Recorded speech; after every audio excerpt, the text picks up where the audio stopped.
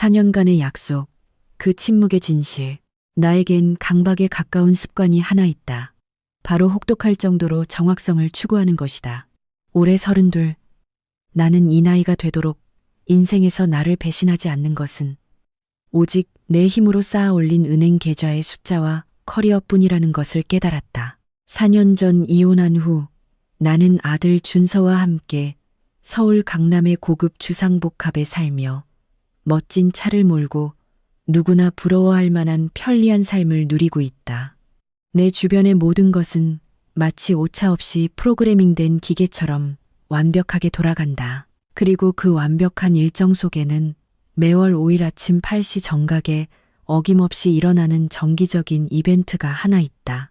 바로 은행의 입금 알림 메시지다. 지난 4년, 즉 48개월 동안 전 남편 현우는 단 1분도 약속을 어긴 적이 없었다. 정확히 8시면 내 휴대폰은 익숙한 띠링 소리와 함께 울렸다. 이체 메시지의 내용은 언제나 그 사람처럼 간결했다. 준서, 분유값 보낸다. 금액은 항상 100만 원. 1원도 모자라거나 넘치지 않았다. 솔직히 말해 나의 현재 수입으로 100만 원은 큰 돈이 아니다. 그저 아들 옷 몇 벌을 사주거나 국제학교 학비의 일부를 내는 데 쓰일 정도다. 나는 그 돈이 없어도 아들을 키울 수 있지만 이혼 후의 원칙, 즉 공평함을 유지하기 위해 그 돈이 필요했다. 나는 그에게 아버지로서의 책임을 지우고 싶었다. 우리가 각자의 길을 가기로 했고 내가 아들을 충분히 부양할 능력이 되더라도 아버지의 의무는 그가 절대 저버려서는 안 될 것이라 생각했다. 하지만 오늘 그 질서는 깨졌다. 휴대폰을 들자 화면에는 8시 5분이라고 선명히 표시되어 있었지만 아무런 메시지도 없었다.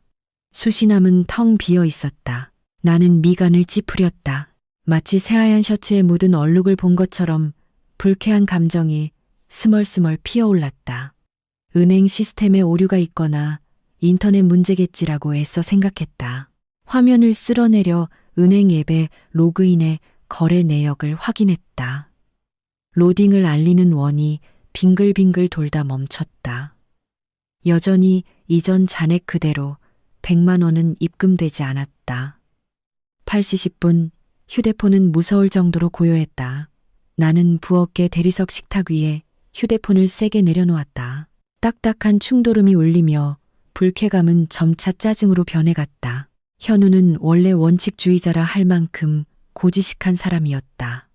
예전에 함께 살 때 나는 그의 꼼꼼하고 좀스러운 성격에 질린 적이 한두 번이 아니었다. 그는 모든 일을 계획대로 했고 한 푼 한 푼 아꼈으며 낭만이나 돌파구라고는 찾아볼 수 없었다. 바로 그 따분할 정도의 안정감이 내가 그의 손을 놓고 더 넓고 내 야망에 걸맞은 새로운 세상을 찾아 떠나기로 결심한 이유 중 하나였다. 그런데 오늘 마치 알람 시계 같던 그 남자가 약속을 어긴 것이다. 엄마, 우유 더 주세요.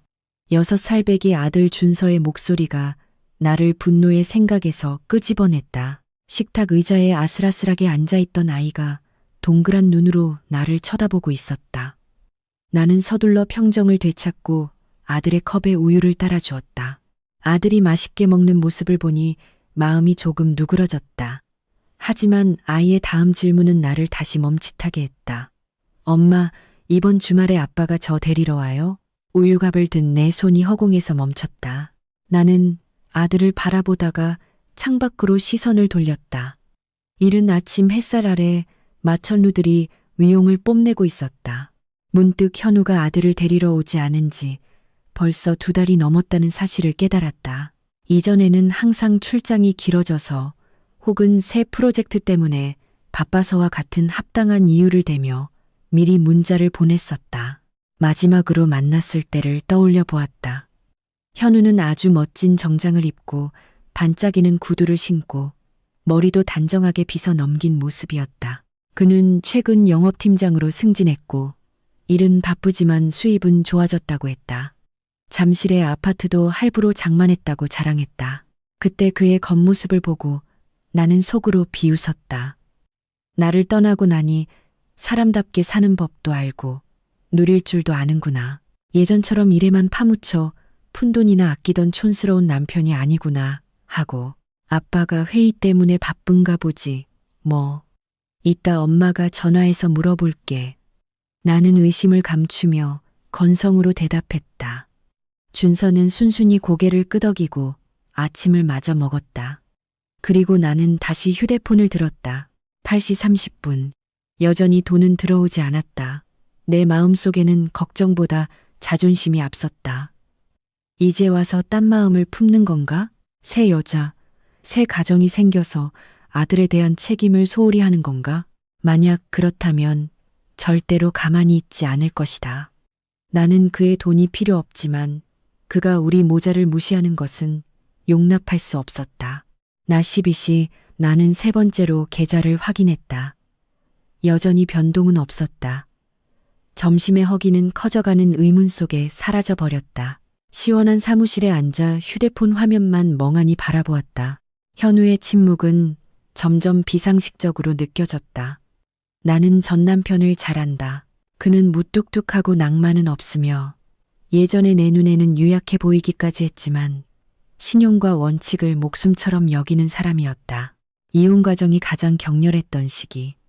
우리가 서로에게 상처 주는 말을 퍼붓고 그가 빈손으로 집을 나갈 때조차도 그는 단 하루도 양육비 지급을 늦춘 적이 없었다. 그는 그것을 아버지로서의 마지막 명예라고 여겼다. 그런데 지금 그 명예가 내팽개쳐지고 있는 것이다. 그와 나눈 예전 메시지를 다시 열어봤다. 가장 최근의 대화는 한 달 전이었고 짧고 건조했다. 내가 준서가 자전거 타는 사진을 보냈고 그는 웃는 이모티콘 하나만 보냈을 뿐 아무런 말도 없었다. 내 손가락이 키보드 위를 맴돌며 메시지를 작성했다. 이번 달 늦네요. 무슨 문제 있어요? 하지만 전송 버튼을 누르기 직전 성공한 여성으로서의 자존심이 고개를 들었다. 이 메시지를 보내면 그가 나를 궁핍하다고 그의 푼돈 몇 푼을 기다리며 산다고 생각하지 않을까? 혹은 내가 아직도 그에게 관심이 있다고 비웃지 않을까? 안 돼. 그렇게 비참해 보이고 싶지 않았다. 나는 방금 쓴 메시지를 지우고 휴대폰을 옆으로 던져버린 채 책상 위 서류 더미에 집중하려 애썼다. 오후가 지나고 5일 밤이 깊었지만 계좌는 그대로였다. 6일은 완벽한 침묵 속에서 흘러갔다. 처음의 짜증은 점차 더 불쾌하고 모호한 감정으로 변해갔다. 그리고 7일 아침 내 인내심은 공식적으로 바닥났다. 돈 때문이 아니었다. 이 원칙의 파괴가 나를 불안하게 만들었다. 나는 현우에게 전화를 걸기로 했다. 신호음이 길게 이어졌지만 아무도 받지 않았다. 미간을 찌푸리며 전화를 끊고 다시 걸었다. 이번에는 신호음 대신 고객님께서 전화를 받을 수 없어 라는 차가운 기계음만 들려왔다. 휴대폰을 내려놓자 등골을 타고 차가운 기운이 흘렀다. 나는 분명 회의 중일 거야. 오지로 출장을 가서 전파가 안 터지는 거겠지. 아니면 그냥 휴대폰을 잃어버려서 유심을 재발급받지 못한 걸 거야라고 스스로를 안심시키려 애썼다. 하지만 수년간 한 이불을 덮고 잤던 여자의 직감은 무언가 잘못되었다고 속삭이고 있었다. 현우는 절대 전원을 끄지 않는다. 그의 휴대폰은 업무 특성상 24시간 내내 켜져 있어야 했다. 문득 3개월 전 마지막 만남의 기억이 머릿속에 떠올랐다. 그날 그는 아들을 데리고 공원에 가기 위해 왔다. 몸에 잘 맞는 네이비색 정장을 입고 발에는 비싸 보이는 반짝이는 가죽 구두를 신고 있었다. 예전에 함께 살 때는 감히 살 생각도 못했던 그런 구두였다. 그는 승진한 남자의 성공과 자신감에 찬 모습이었다. 그는 대형 프로젝트와 두둑한 보너스, 그리고 잠실에 막 할부로 구입했다는 고급 아파트에 대해 이야기했다. 그때 나는 사교적이면서도 약간은 안도하는 미소를 지었다. 그가 잘 살고 있어서 기뻤다. 그래야 이혼을 먼저 제안한 사람으로서의 죄책감을 덜 수 있을 테니까. 하지만 지금 모든 것을 다시 곱씹어 보니 그때는 그 화려한 정장에 가려져 보이지 않았던 세부적인 것들이 떠올랐다. 그가 멋지게 차려입었음에도 불구하고 그날 현우의 안색은 아주 나빴다. 그의 피부는 건강한 구릿빛이 아니라 검고 잿빛이었다. 눈가는 체락에 들어가 있었고 눈에 띄게 말라 있었다. 내가 무심코 요즘 왜 이렇게 초췌해 보여요? 라고 묻자 그는 내 시선을 피하며 어색하게 웃었다. 요즘 일이 많아서 프로젝트가 급해서 밤샘을 자주 했어. 괜찮아. 그때 나는 믿었다. 그 화려한 겉모습을 믿고 조금도 의심하지 않았다. 하지만 오늘 휴대폰의 비정상적인 침묵은 그의 초췌했던 얼굴을 내 머릿속에 계속 맴돌게 하며 이름 모를 불안감을 내 마음에 심었다. 10일 학교에서 준서의 학비납부 독촉 문자가 온 것은 엎친 데 덮친 격이었다. 현우의 침묵은 벌써 닷새째 이어지고 있었다. 양육비 지급 역사상 전례 없는 5일의 지각. 불안감은 더 이상 모호하지 않았다. 그것은 가슴을 짓누르는 바위처럼 명확하게 존재했다. 나는 더 이상 1분 1초도 가만히 앉아 기다릴 수 없었다. 자존심 때문이든 걱정 때문이든 나는 무슨 일이 일어나고 있는지 알아야만 했다. 나는 시어머니였던 분께 전화하기로 했다. 그분은 서울에서 100km 이상 떨어진 시골에 살고 계셨다. 이혼 후에는 거의 연락을 드리지 않았고 명절 때나 예의상 안부 전화를 드리는 정도였다. 우리 사이는 긴장 관계는 아니었지만 그렇다고 살갑지도 않았다. 지리적 거리만큼이나 형식적이고 서먹했다. 전화벨이 아주 오랫동안 울렸다. 거의 끊으려던 찰나 상대방이 전화를 받았다. 여보세요. 어머님의 목소리는 이상하리만치 힘이 없고 떨렸다. 평소처럼 쾌활한 척하는 목소리가 아니었다. 어머니, 저 지은이에요. 잘 지내시죠? 나는 최대한 평온한 목소리를 유지하며 물었다. 난 괜찮다. 너랑 준서는 어떠냐? 저희도 잘 지내요. 나는 잠시 머뭇거리다 본론으로 들어갔다. 어머니, 현우 씨가 요즘 전화 자주 드리나요? 며칠째 통화가 안 돼서요. 준서 만나는 거 물어보려고 했는데 계속 전화기가 꺼져 있네요. 수화기 너머는 한동안 침묵에 잠겼다. 그 침묵이 너무 길어져 상대방 쪽 창문 틈으로 새어 들어오는 바람 소리까지 들릴 정도였다. 그러다 어머님이 더듬거리며 대답했다. 아니, 그 애가 바쁘다고 하더라.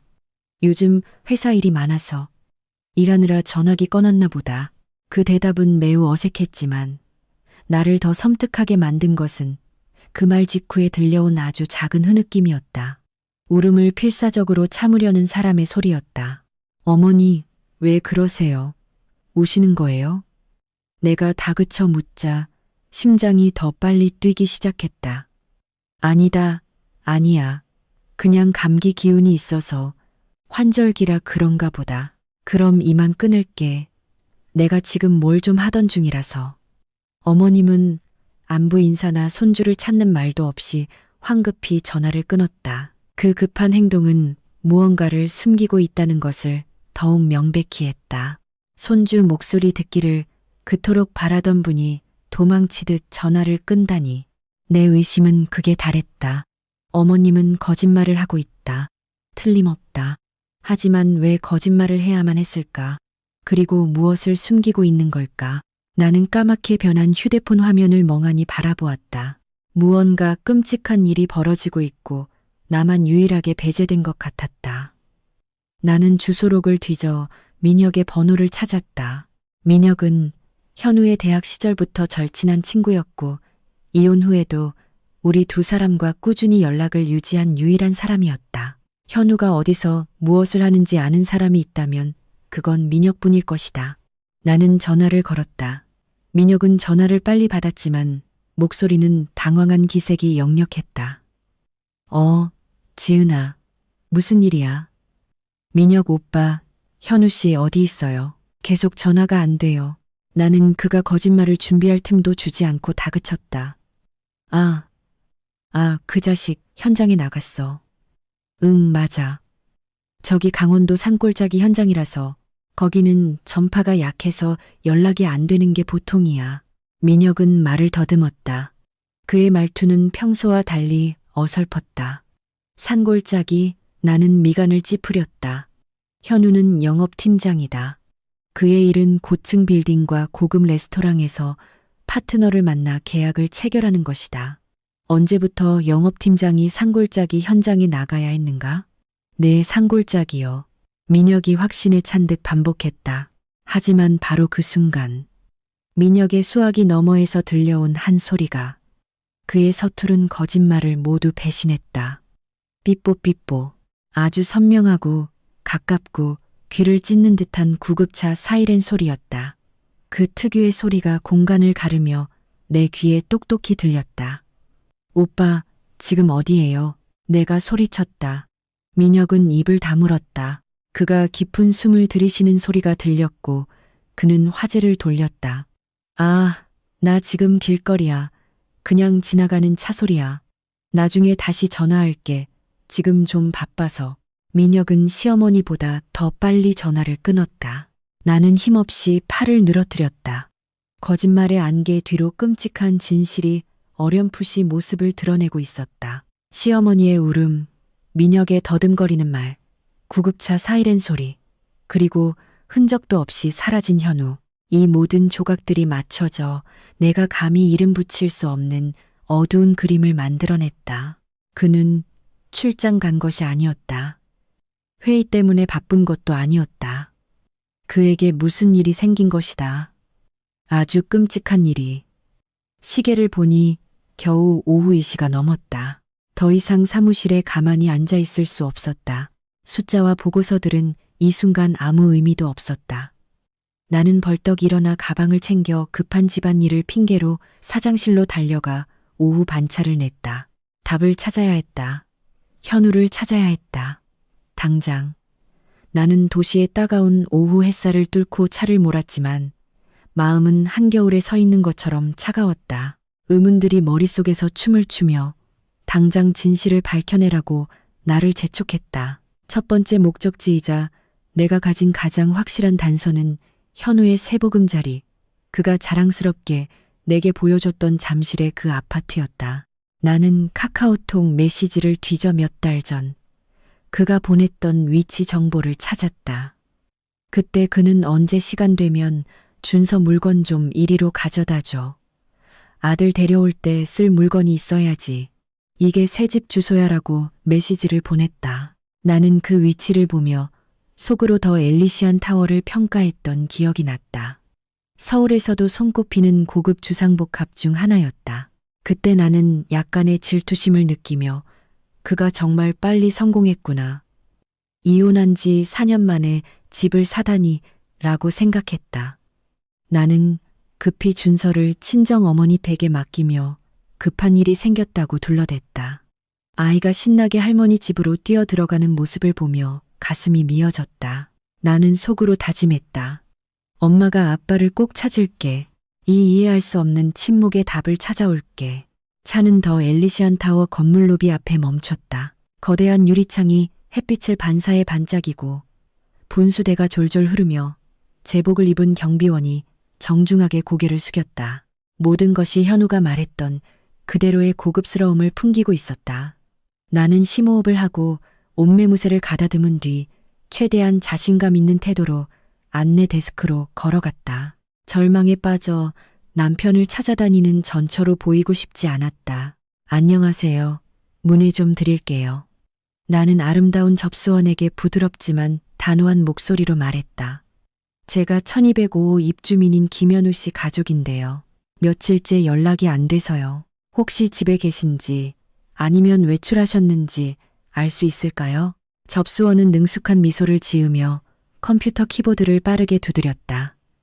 네, 잠시만요. 입주민 정보 확인해 보겠습니다. B동 1205호. 잠시만요.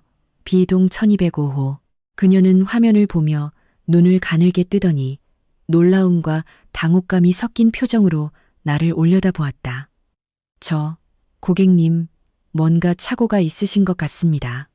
B동 1205호 소유주는 데이비드 스미스 씨로 2년 전부터 거주하고 계신 외국인입니다. 등록된 입주민이나 장기 임차인 명단에 김현우라는 이름은 없습니다. 네, 다시 한번 잘 확인해 주시겠어요? 내 목소리가 떨리기 시작했고 방금 전의 자신감은 온데간데 없이 사라졌다. 그분이 몇 달 전에 이 아파트를 막 구입했다고 했어요. 위치 정보까지 보내줬는데 접수원은 다시 한번 끈기 있게 확인했고 심지어 무전으로 보안팀장에게까지 문의했다.